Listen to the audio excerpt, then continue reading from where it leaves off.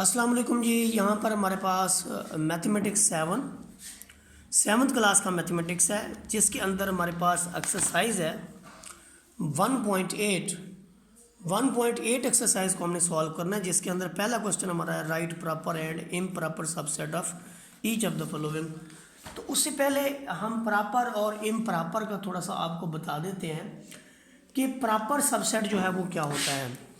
अगर आपके पास कोई एक सेट है जिसके अरकान हैं ए बी सी, और कोई दूसरा सेट है जिसके अरकान जो हैं, फ़र्ज़ करें आपके पास A B C D E है, तो आप ये देखें कि इसके सारे के सारे एलिमेंट बी में शामिल हैं, लेकिन बी का डी और ई ऐसा है जो कि आपका ए में शामिल नहीं है। तो ऐसे सेट को हम कहते हैं प्रॉपर सबसेट। क्या कहते हैं? प्रॉपर। हम कहेंगे A is proper subset of B, इसे इस तरह से लिखा जाएगा। लेकिन जो इम्प्रॉपर की हम बात करते हैं कि इम्प्रॉपर सेट जो है वो किस तरह का है, तो इम्प्रॉपर के अंदर एक चीज़ बड़ी अयां है कि अगर कोई एक सेट ए आपके पास है, फिर दूसरा आपके पास सेट बी है, यानी यूं है कि ए में अरकान फ़र्ज़ करें कि आपके पास है 1 2 3 4, और बी में भी अरकान हैं 2 4 3 1, तो हम देखते हैं कि ए के सारे अरकान बी में हैं और बी के सारे अरकान ए में हैं। तो ऐसा सेट जिसमें ए सबसेट हो बी का और फिर बी सबसेट हो ए का, यानी ए के सारे अरकान बी में हूँ और बी के सारे ए में हूँ, और ऐसा हम कोई भी सेट जो है वो तलाश ना कर सकें कि जिसके मसलन डी और ई जो था वो बी में तो था लेकिन ए में नहीं था। तो ऐसे सेट को हम कहते हैं इम्प्रॉपर इम्प्रॉपर सेट। तो ये आपके पास पहले नंबर पे प्रॉपर सेट की डेफिनेशन है, फिर आपके पास है इम्प्रॉपर सेट की डेफिनेशन। इनको सामने रखते हुए आपने एक्सरसाइज का सॉल्व करना है। अभी अभी मैंने आपको इसकी डेफिनेशन पढ़ाई है, तो मुझे बहुत उम्मीद है कि आप इसको ईज़िली सॉल्व कर लेंगे। आप इसमें ये बताएं कि ये सेट जो है, उसने कहा कि ये प्रॉपर है या इम्प्रॉपर है। अभी हमने डेफिनेशन में ये कहा कि अगर किसी सेट ए के तमाम अरकान इसमें हो लेकिन इसका कम से कम एक ऐसा हो जो इसमें नहीं है, तो देखिए इसका ई है और ए है। ये देखें आपके पास ई और ए, ये दोनों जो है ए में नहीं है, तो ये कौन सा सेट हो गया? ये कौन सा हो गया भाई?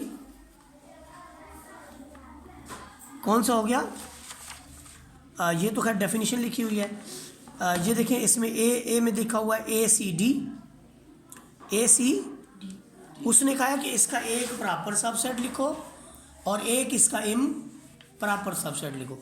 इम्प्रॉपर में तो आपने यही लिखना होता है, बस सिर्फ उसकी जगह आप चेंज कर दें। मसलन आपने ए लिख लिया, आप इसके साथ ए के बाद आप लिख लें डी लिख लें, फिर आप सी लिख लें, तो ये इम्प्रॉपर है। प्रॉपर सबसेट में कोई एक दफ़ा ए लिख लें, फिर सी लिख लें और डी को आप छोड़ दें, तो ये इस ए का ये वाला प्रॉपर हो गया, ये वाला आपका इम्प्रॉपर हो गया। इम्प्रॉपर तो आपने वही सेट लिखना है, बस उसकी अलग अगर आप रकमें जो है अलग अलग कर दें। मसलन ये मैं पहले इम्प्रॉपर ही सबके लिख लेता हूँ। ये देखें ये 2 4 6 8 है, आप यहाँ पर 8 6 2 4 लिख लें, तो वो सारे के सारे तो इसमें आ गए। अब जब प्रॉपर लिखें ना प्रॉपर, तो प्रॉपर में कोई एक आधा छोड़ दें, प्रॉपर में एक आधा डिजिट छोड़ दें। मसलन आप 6 8 लिख लेते हैं, तो आपने पहले 2 डिजिट छोड़ दिए हैं। ये आपकी मर्ज़ी है कि आपको इसे 4 में से 2 लिख लें, 3 लिख लें, ये आपकी अपनी मर्ज़ी है। ठीक है जी।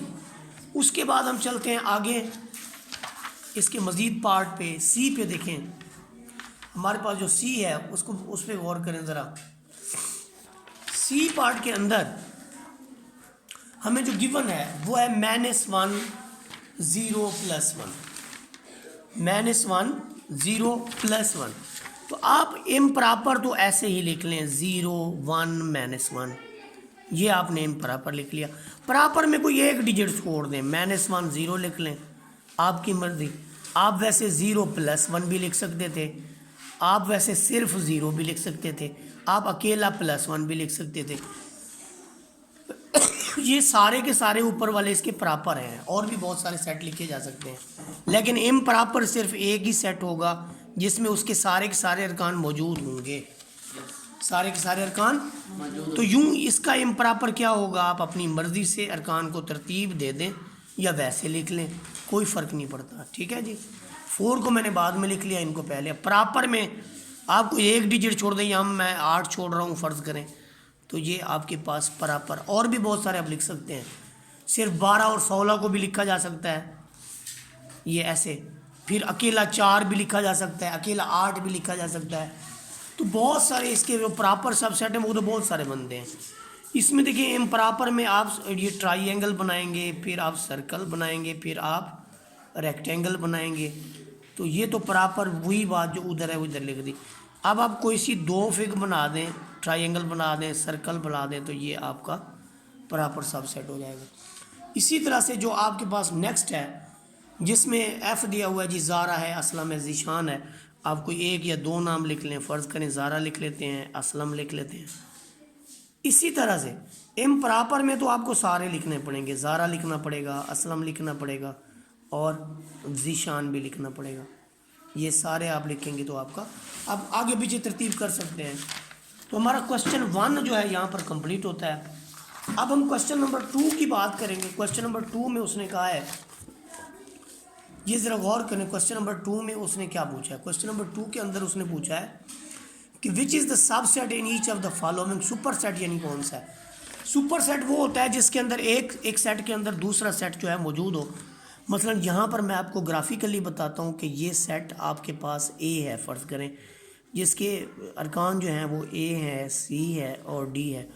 आप देखें यही सारे अरकान जो हैं वो बी के अंदर भी मौजूद हैं। मैं अगर ये कहूँ ये ए है, मैं अगर ये कहूँ कि ये ए है, एक और सेट मेरे पास है जिसे मैं बी का नाम दे रहा हूँ, और उसमें ए सी डी तो हैं ही हैं, साथ में बी भी मौजूद है। तो इसका मतलब क्या हुआ, सुपर सेट कौन सा हुआ, बी इज़ सुपर सेट। समझ आ रही है बात। यानी चूंकि ए जो है वो बी के अंदर मौजूद है, तो इसलिए जो बड़ा सेट होगा वही आपका सुपर सेट होगा, जो बड़ा सेट होगा वही। तो इसमें सुपर सेट कौन सा हुआ, इसमें सुपर सेट कौन सा हुआ, सी, क्योंकि डी के सारे अरकान इसमें मौजूद हैं। इसमें सुपर सेट कौन सा है, ये है 1 2 3। इसमें क्या चीज़ है 0 1 2 3। तो बड़ा सेट कौन सा हुआ, डब्ल्यू, क्योंकि इसके अंदर 0 इजाफी है, एक अदद बड़ा है, ज़्यादा है।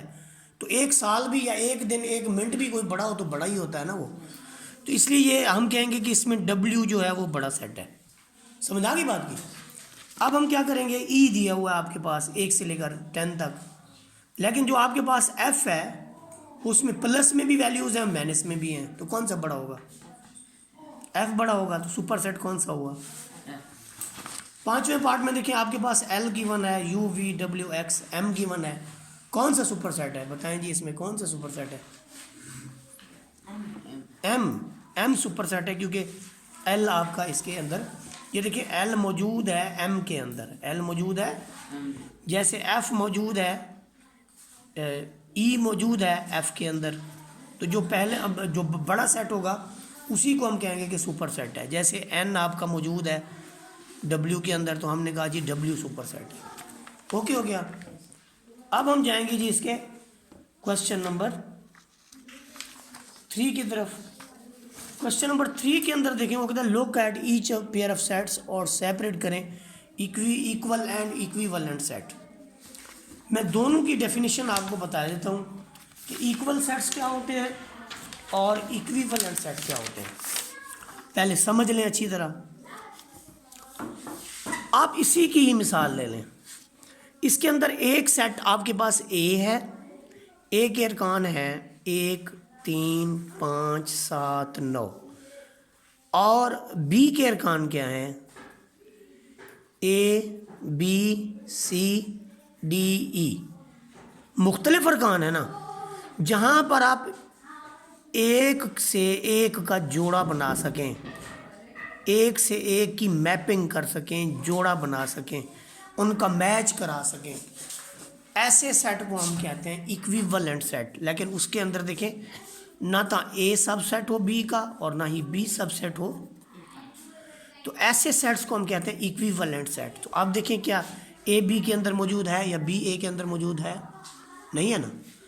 जितने एलिमेंट ए में हैं, ए के कितने एलिमेंट हैं? 1 2 3 4 5, 5 है ना, उतने ही एलिमेंट बी में है। इसमें भी 5 है, इसमें भी 5 है। तो हम इसको कहेंगे जी ये आपके पास है इक्विवेलेंट सेट, इक्विवेलेंट सेट। तो इसको हम क्या लिखेंगे?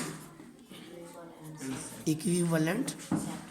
और रीज़न क्या होगी कि number of elements in A 5 है और number of elements in B जो है वो भी 5 है। इसका मतलब number of A this is equal to number of elements in A this is equal to number of elements in B. So these are equivalent sets. तो अगले देखें आपके पास 0 2 4 6 8 है, इधर क्या 0 2 4 6 8 है। हाँ, तो ये कौन से सेट होंगे? यानी सी के सारे अरकान आपके डी में हैं, डी में हैं, और डी के सारे अरकान आपके सी में। ऐसी सिचुएशन में हम कहते हैं कि सी इज इक्वल टू डी, यानी नंबर ऑफ एलिमेंट्स जो हैं वो बराबर तो हों, वो एक जैसे हों। ई के अंदर देखें आपके पास ई में क्या है, यहाँ पर देखें 1 2 3 4 5, 1 2 3 4 5, लेकिन अरकान भी तो वही है। इसमें 1 है, इसमें है, इसमें 2 है, इसमें है, इसमें 6 है, इसमें है, इसमें 7 है, इसमें है, इसमें 8 है, इसमें है। सिर्फ नंबरों को आगे पीछे करके वो चकमा देने की कोशिश की है उसने। तो ये कौन से हुए? यानी हम कहेंगे कि E is the subset of F, E is the subset of F and F is the subset of E. इसका मतलब क्या होता है कि E is equal to F. तो ये आपके इक्वल सेट्स हैं। कौन से सेट्स हैं? इक्वल। उसके बाद देखिए नेक्स्ट जो हमारे पास है, जी में 1 से 20 तक हैं, एच में भी 1 से 20 तक हैं, तो हम कहेंगे जी इज इक्वल टू। यही चीज़ आगे देखें आपके पास, इसमें संडे और मंडे 2 एलिमेंट हैं, इसमें वकार और अली भी 2 एलिमेंट हैं। तो ये क्या हुआ? Equivalent set. तीसरे के बाद हमारा जो लास्ट क्वेश्चन है, क्वेश्चन नंबर 4 है, वो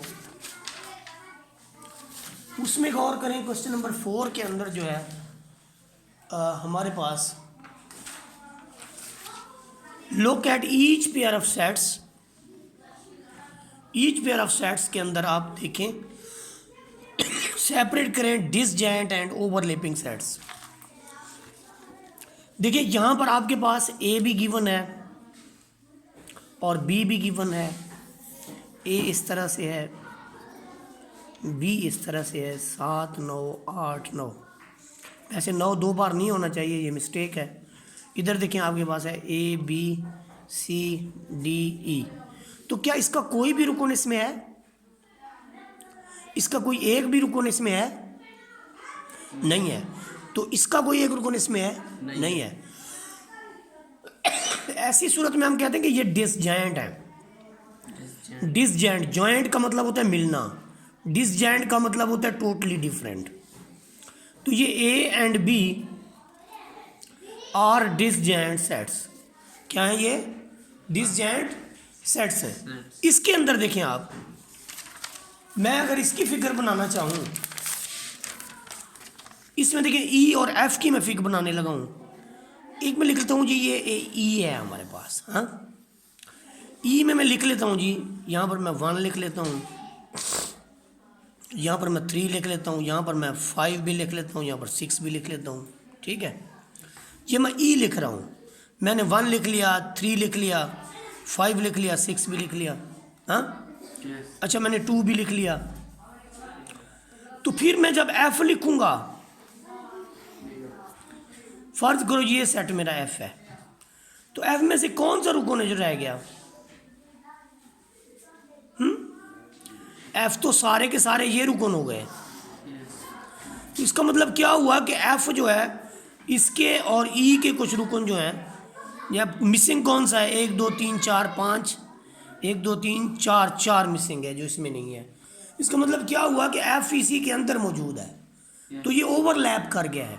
जैसे दो चूड़ियाँ हैं, एक चूड़ी के ऊपर दूसरी चूड़ी रखते हैं, तो वो अगर एक दूसरे के ऊपर पड़ी है तो ओवरलैप कर गई है। ये फिर क्या हुआ, ओवरलैपिंग सेट्स। हम लिखेंगे E and F R overlapping sets. यहाँ पर देखें अगर कोई चीज़ कॉमन है इनमें, यानी दूसरे लफ्ज़ों में आप ये देख लें कि अगर इन सेट्स में से कोई भी चीज़ आपकी ए इंटरसेक्शन बी में आ जाती है, या आप देखें यहाँ पर पी है, यहाँ पर क्यू है, आप पी इंटरसेक्शन क्यू निकालें। पी इंटरसेक्शन क्यू का मतलब है पी के वो रुकन जो क्यू में हूँ, या क्यू के वो रुकन जो पी में हूँ। 2 इसमें नहीं है, 3 नहीं है, 5 नहीं है, 7 नहीं है, 11 नहीं है। जब नहीं है इसका मतलब ये खाली सेट है। जब कभी भी पी इंटरसेक्शन क्यू खाली सेट आएगा तो हम फिर उसके लिए क्या कहेंगे कि ये डिसजॉइंट है। क्या है? डिसजॉइंट सेट्स हैं। उसके बाद देखें जी और एच। जी और एच में देखें एक्स इसके अंदर मौजूद है, वाई इसके अंदर मौजूद है, जी इसके अंदर मौजूद है, हैं? यानी अगर हम जी इंटरसेक्शन एच लेते हैं तो हमें कुछ ना कुछ मिल रहा है। क्या मिल रहा है हमें? एक्स वाई जी। तो ऐसी सिचुएशन में हम कहते हैं कि ये ओवरलैपिंग है। Over G and H are overlapping. इस तरह 3 6 12 तो इसमें नहीं है, टोटली डिफरेंट है ना, तो इसको हम क्या कहेंगे कि ये डिसजॉइंट सेट्स हैं। क्या कहेंगे हम इनके बारे में कि ये डिसजॉइंट सेट्स हैं। यूँ हमारी एक्सरसाइज कंप्लीट हुई। वीडियो अच्छी लगी हो तो लाइक शेयर सब्सक्राइब कर दें। जज़ाकल्लाह खैर।